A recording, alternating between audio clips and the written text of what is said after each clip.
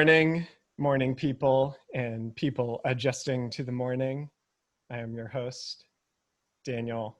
Welcome to Creative Mornings, Oakland online digital edition. I am thinking of Insecure in so many ways. I think there's a lot of time to think, right? More time than ever. And I think that's a good thing too, right? It gets us out on the streets, it gets us protesting, and makes us think about our elected official more. But I think it also makes us think about our own lives, right? One of the questions we had this morning was, what did you want to be when you grew up? And did you become that? Did you grow up into that? And when you're in shelter in place, right, you're waking up, you're getting coffee, you're eating, you're doing work or you're looking for work.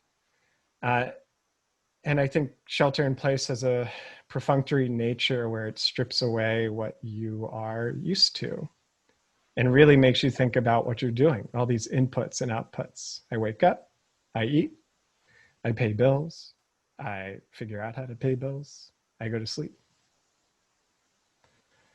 And if you're like me, you're thinking, well, what is this? It's like some weird spark note of your life, this weird mirror you're looking at. Am I doing the work that I wanted to be doing? Am I fulfilling those promises I made to myself as a kid? How can I be involved? How can I feel more? And these are kind of questions you've always felt, maybe. And they're just kind of magnified right now. There's a lot of time to think. That's why I want to introduce our speaker, Erin Semine Kokdil. She's a documentary filmmaker, most recently of the movie Ale Yose. What Erin does is she puts action into all of those sort of creative anxieties, those still moments where you're with yourself and you want to do more and fulfill that promise. She is inspiring in her work and calls us to action. And there's something very beautiful in watching her films where you see that life is complicated and you see yourself in those personas. So if we could all just unmute and give a warm Creative Mornings welcome to Erin Semine Kokdil. Yeah! Woo! Hi. Hi. Wow. Thank you, Daniel. That was so kind. I'm like taken aback. Yeah, I think I ask myself those questions every day, and like especially now, like, am I doing enough? Am I doing enough? And is my work doing enough? And yeah, it's just nice to see you respond to my work in that way. So thank you. And thank you all for being here. It's really incredible to be able to share this film with you. And I just want to preface that the film isn't online yet, so I'm sure a lot of you haven't seen it, which I apologize. We're going to try to distribute it online in this week. So I will have Daniel send up a follow-up email to everyone with the link so you guys can watch it. I'm also really excited to have Ale and Yose on the call with me, and we'll introduce them a little bit later after we play a short clip. But I just want to do a quick shout out to the Oakland Drunken Film Festival, Oakland Drunken Film Festival, because it was through them, through Arlen, Bernadette, and Daniel that Emma and Daniel at Creative Mornings saw this film and invited me to speak. So I just want to say thank you for them. Yeah, I am a documentary filmmaker. I came to documentary through nonprofit work. I kind of jumped from one insecure industry where I was constantly seeking funding for the work that I was doing to another where, I don't know if you guys know about documentary filmmaking, but it's not very well funded. It's kind of like a hustle in terms of pitching your film, trying to get people to believe in it, and then most of the time self-funding your own work until you can get any sort of grant or kind of people who believe in you to like donate towards the work. But it's very passionate to me, and like telling stories that I think I would have connected with when I was younger is really passionate about, which was kind of why I started wanting to tell this story, wanting to work with Ale and Yose. I was an incredibly nerdy teenage girl who had no confidence, who was very insecure, who had a high school experience where I was constantly questioning my identity, my belonging. And it was in 2017 when Trump and Jeff Sessions essentially announced that they were going to rescind DACA when I started working on this film. And I was immediately interested in the idea of like what it must be like to be a teenage girl in the US with all the pressures, societal pressures, work pressures, family pressures, school pressures, and then this added pressure of kind of an unknown future with this kind of temporary immigration status. So and a lot of times in my work, instead of just kind of like looking for a community, I usually go through a nonprofit or an organization that's already doing really incredible work, and try to partner with them in a way that is both beneficial and kind of collaborative. I think in documentary film, the language that we are taught in especially like school settings is like the filmmaker and the subject. And for me, it's kind of othering.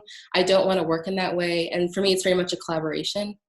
And I wanted to take that collaboration step one step further by having my collaborators kind of film themselves and be part of the editing process and give feedback. And so I reached out to a local immigration lawyer who I worked with on a previous project, and she instantly recommended 67 Sueños. And she connected me with Linda, who 67 Sueños, you guys should all look them up. They are doing incredible work in Oakland with undocumented and mixed status families. And I had coffee with her. I kind of pitched her the project, and she was like, I have two young women who are perfect for this, and now you have to pitch it to them. And so I met with Ali and Yose at their high school in the fall of 2017, and I was so nervous. They were so much cooler than me. And so I had to kind of, sell them this idea of like, join this, like, you guys want to make a film? It's not as hard as it might sound. Your voices are important. I really want to kind of like elevate your perspectives and share it with the world, especially like at this critical time when, you know, our president was threatening to take this terrible action. And they were, I don't think they thought twice about it. They're like, sure, okay, cool. And they can chime in later and talk about that. But we filmed over the course of 6 months. I filmed them, they filmed each other. And then I edited the film over 3 months, kind of involving them in the edit process, showing them different cuts and getting their feedback. And then we finished the film in June of 2018. And the film is about 24 minutes long. Again, I will share it with you at the end after this call. I'm sorry it wasn't before. And it has gone on to play a couple of festivals. And I'm hoping now with the election coming up, we can release it and kind of help share this narrative a bit more. And I think what I love about the film so much is that it's so hopeful. And for me, over the process of working with Ali and Yose, I was just reminded that this younger generation, like, with them leading the future, I have less worries, and I will continue to support and continue to give them the tools and trainings that I have that maybe not everyone has, in a way that kind of elevates their voices and perspectives and lets them lead this movement that we're in. And so we're gonna play a little clip, and then I'm gonna introduce you to Ali and Yose.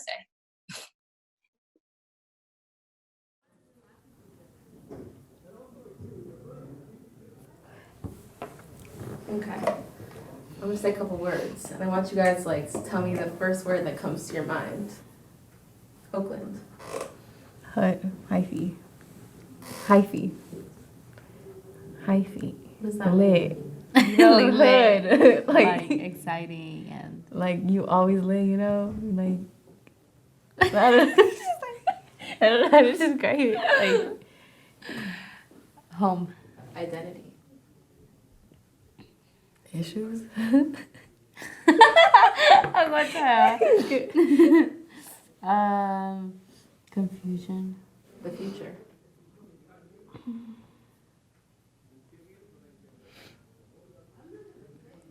How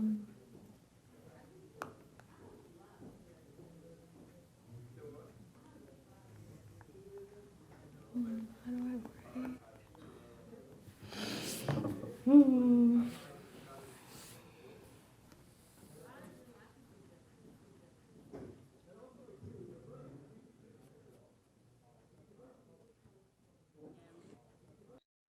And I'll just say I'm not from the Bay Area. That's why I didn't know what hyphy was. Okay.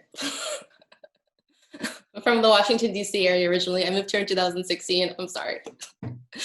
But yeah, I would love to introduce Ale and Yose now. Hi, everyone. Good morning. My name is Alejandra, Ale for short. Hey, my name is Yoselina, short for Yose, or Yose, short for Yoselina. When we started this film, it was in 2017. Ale was in her final year of high school, and Yose was in her junior year of high school. And now that we're in 2020, I would love to know I would love for you guys to share kind of where you guys are today. You both graduated high school, and yeah, that would be great.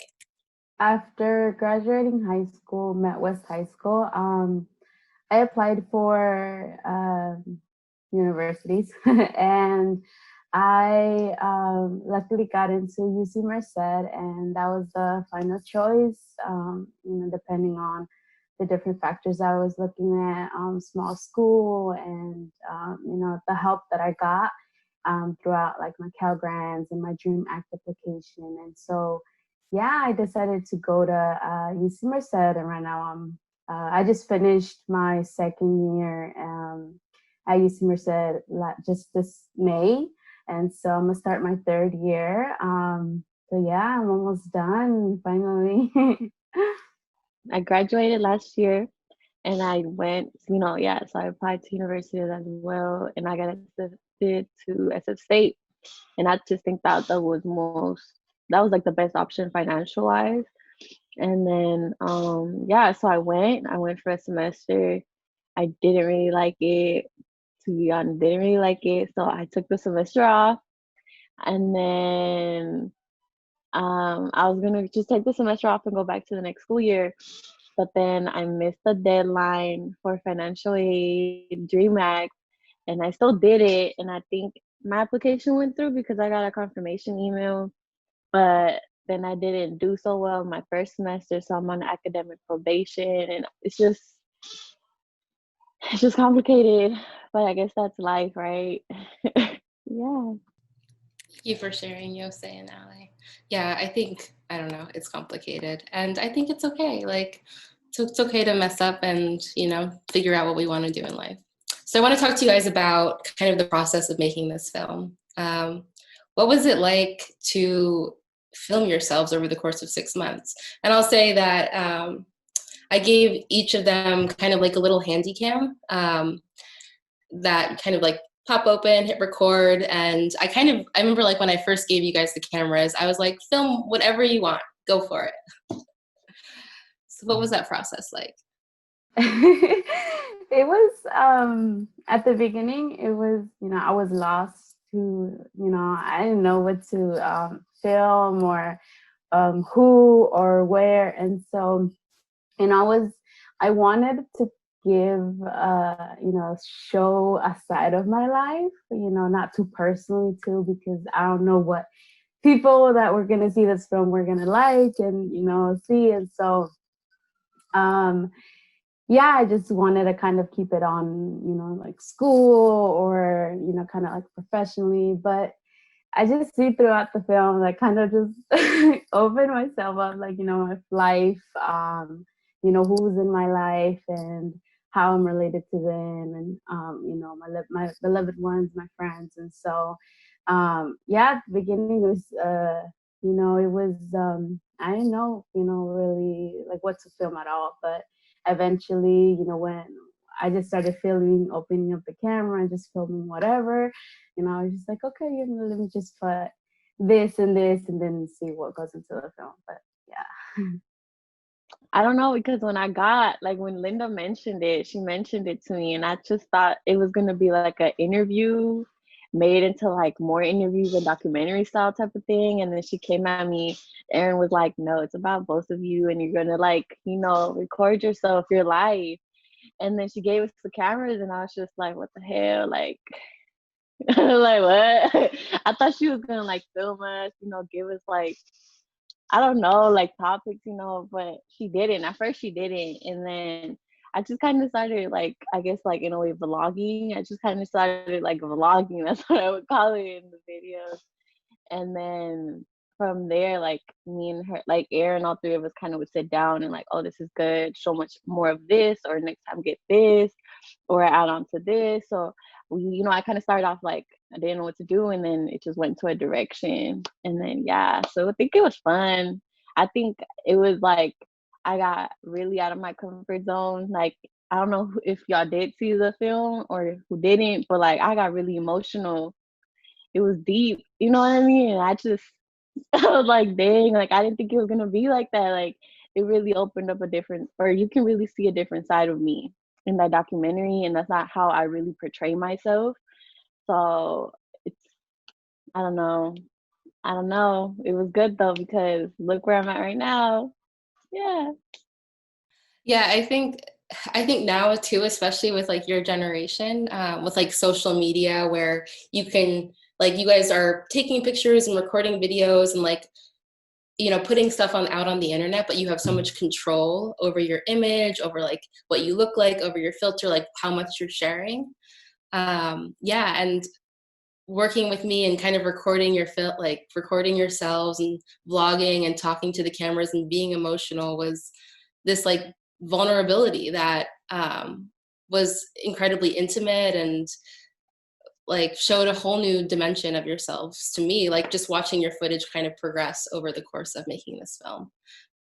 So I want to thank both of you guys. I know it was really scary and I know it wasn't always comfortable, but it was really moving just to watch how you guys grew over the course of the 6 months. What did you guys think of the film? I don't know if do you guys like, I know like it's hard sometimes to watch yourself be so vulnerable, but I'm curious, like, how do you guys feel about the film?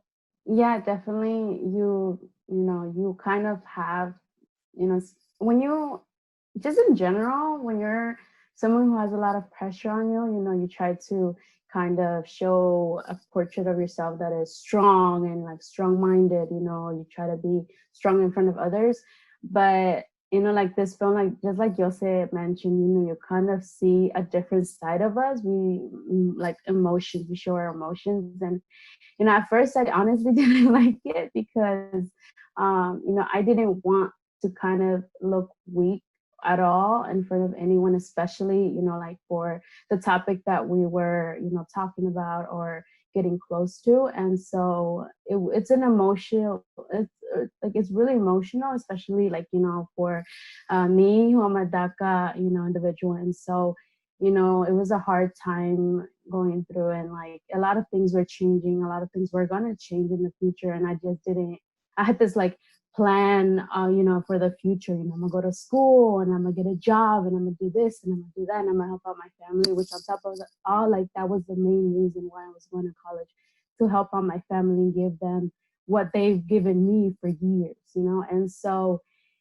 but like at this, when we were making the film, it got harder because now we're facing this, like whole issue of the DACA getting removed. And so now what am I going to do? I'm not going to have a works permits anymore. I'm not going to be able to help them, economically.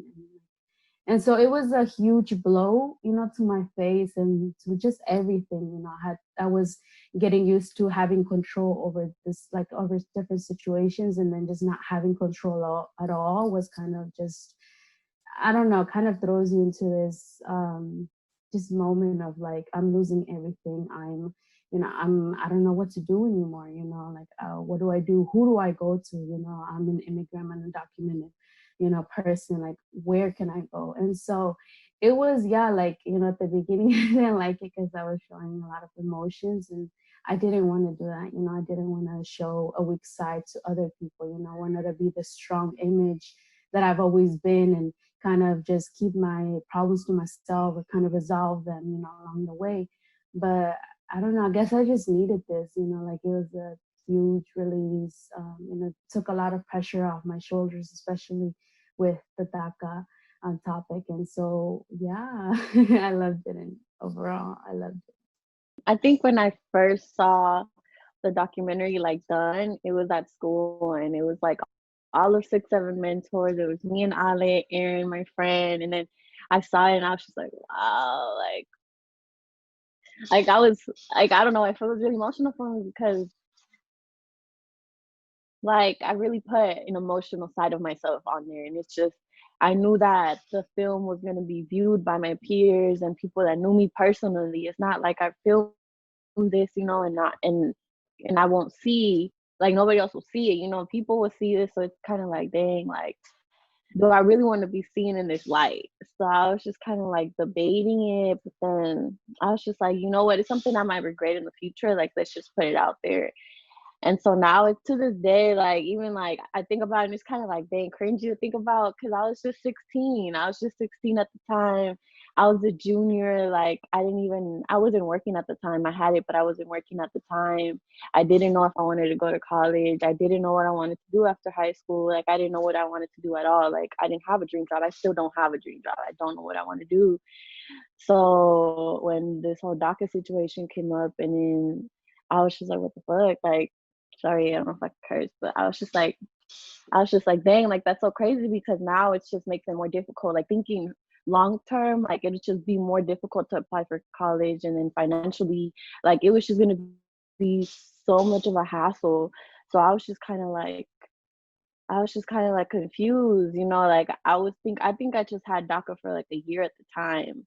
And then I didn't really even like get to like experience having the DACA and having to work. And then it was about to get revoked already from me. So it was just like, what am I supposed to do? You know, like I gotta work under the table. How am I gonna work? You know what I mean? Like, and then it's just, I don't know, me just being me overthinking of like, how am I gonna get a job when it's just kind of like, you think of like jobs that you get when you don't have papers, like, and this is not what I wanted to do. You know, it's just kind of that's not what I wanted to do.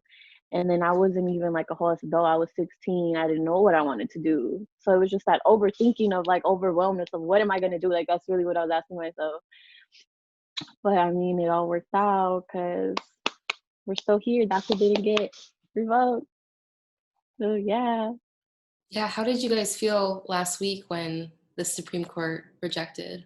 I just, I don't know, it felt so good and so, refreshing. And so, even though I've been having DACA, for 4 years now, at least 4 years now, but it's always this fear of it being taken away. And like Yosa said right now, like, what are we going to do, and even before I had my works permission, I kind of had to work under the table to get cash, and so it was no fun because, a lot of people get exploited and, that's where I see like hard labor, hard work labor. And so, but I had to do what I had to do to get, to keep going. And not only for me, but for my family and especially for my siblings in the future, like, and so, yeah, it was just a big relief. You just feel this whole like heaviness on your shoulder just being taken off, and you're, it's just so grateful for people who,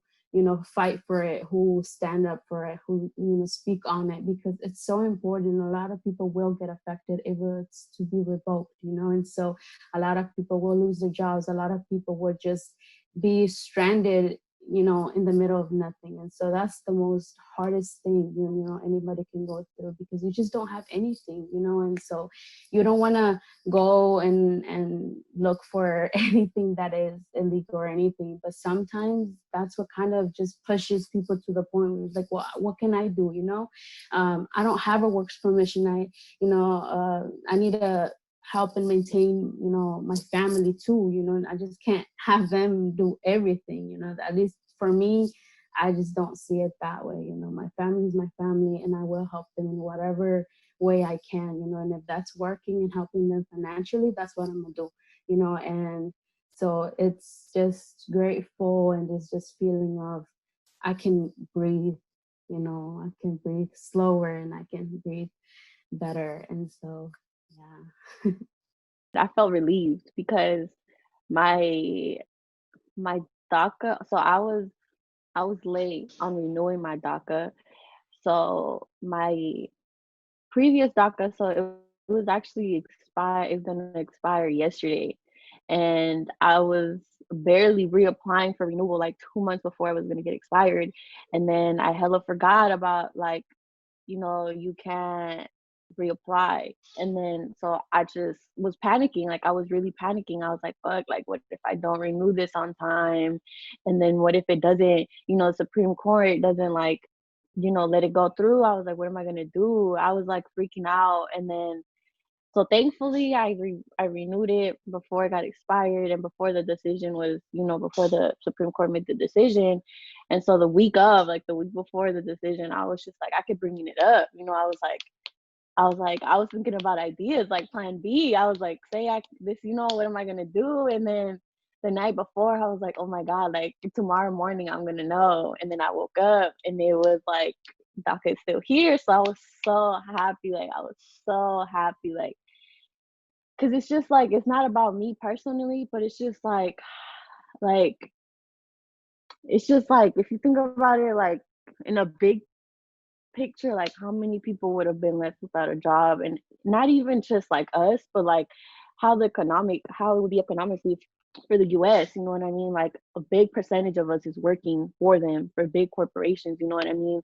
Like it was just kind of like, yeah, like how is this gonna change? Because it would have been like the whole world would have changed, to be honest, at least for me, especially because this was literally like my end to work legally and like in the protection from deportation. You know what I mean? So I feel like my whole world would have been flipped and so many others. So I just feel like I was really happy. Like I was genuinely happy that whole day.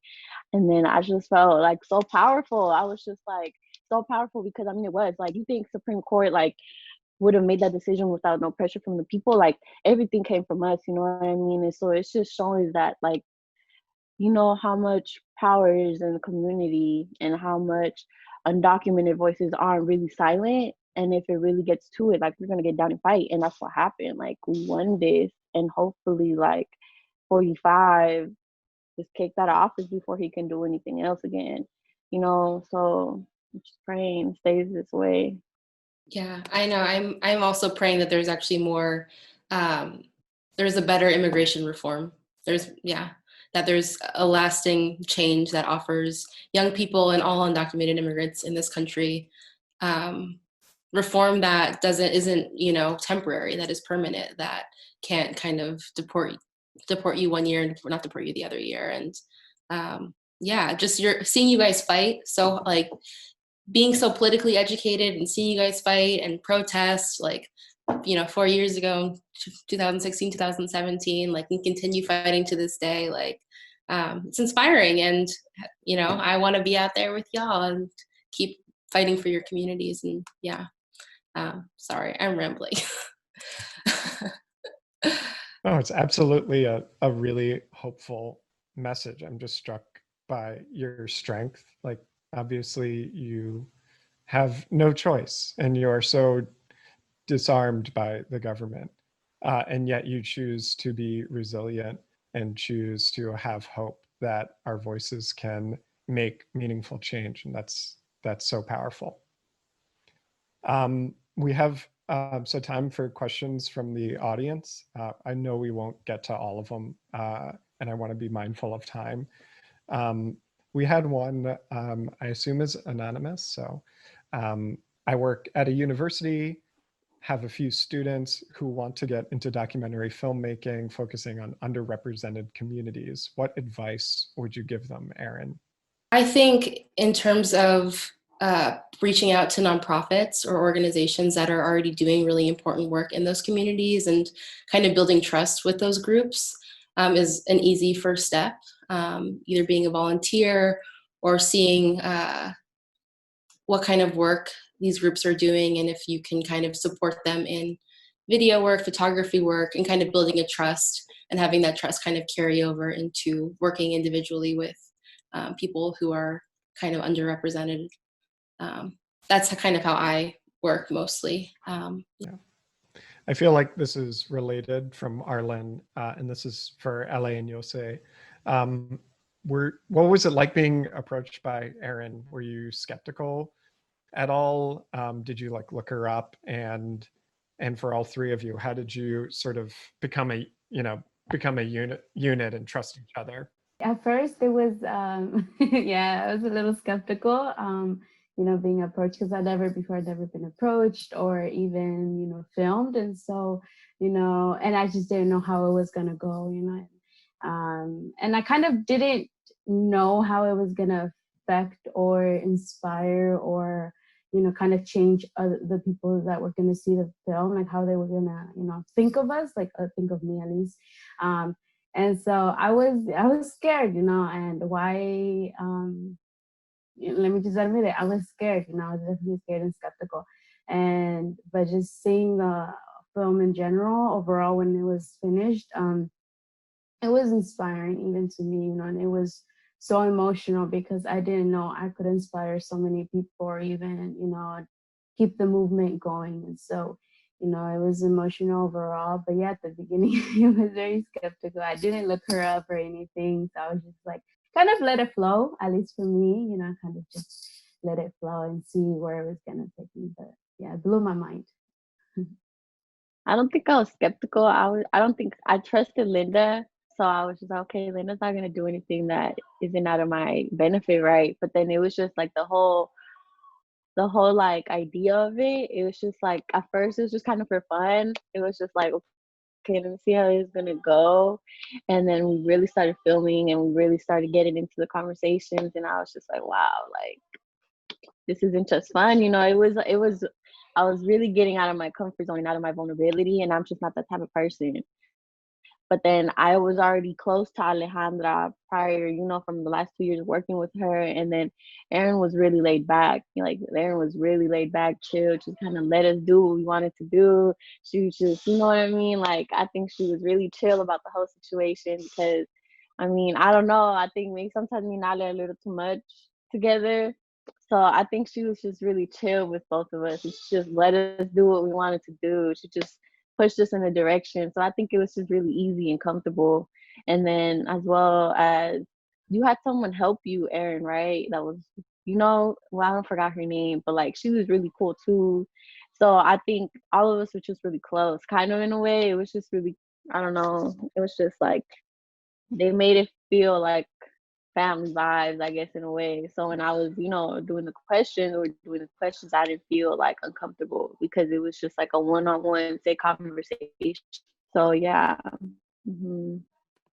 Yeah, I'll just shout out Olivia Shaw, who is also on this call. She helped with sound. And yeah, I will say, as much as what you see in the film is like 24 minutes, we probably have like 8 hours of footage. And we would go to there was a lot of scenes that we filmed the three of us together, or the four of us with Olivia, that didn't make the film. We went to Wingstop, we hung out around East Oakland, we went to the lake, all of these, scenes that didn't make the film, but it was just fun to kind of establish repertoire and film both of them kind of just hanging out to where they got used to me and the camera. And I will say we didn't start filming maybe until 3 months into our relationship. So the first 3 months I gave them their cameras, but I didn't come in with a camera until maybe 3 months in. So I would just come in, check on them, hang out at their school while they were eating lunch and didn't really want to hang out with me. But just kind of being present. And yeah, I guess I'm a chill, relaxed person. Thank you, Yose. I think that you're chill and relaxed really speaks to that you respected their voices and just wanted to tell their story and create a platform for them. And that really shows in your work. And I know everyone will get to experience that soon enough.